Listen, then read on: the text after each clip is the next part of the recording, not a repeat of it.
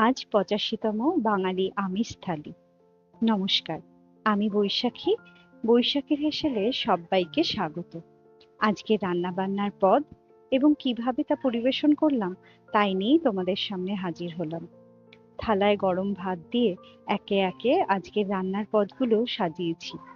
প্রথমে ডিম সেদ্ধ পাতে রাখলাম, তারপর ডাল সেদ্ধ একটা বাটিতে বেড়ে পাতে রেখেছি।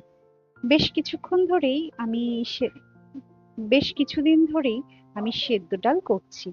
আমার কর্তা সেদ্ধ ডালটাই এখন পছন্দ করছে, তাই কর্তার ইচ্ছায় করো। মেথি শাক করেছি বেগুন আর শিম দিয়ে। শীতকালে মেথি শাক খেতে খুব ভালো লাগে। মেথি শাক রান্না করলে সারা ঘর যেন সুন্দর একটা গন্ধে মম করে। আর পাতে রেখেছি পাঁচমিশালি ফেলনা সবজির একটা তরকারি।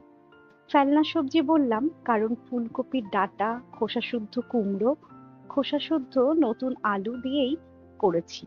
সবজির খোসা, ফুলকপির ডাঁটা এগুলো সাধারণত আমরা ফেলে দিই, কিন্তু এই তরকারির স্বাদ অসম্ভব ভালো হয়। আর করেছি কাতলা মাছ ভাজা, পেঁয়াজ আর কাঁচা লঙ্কা দিয়ে।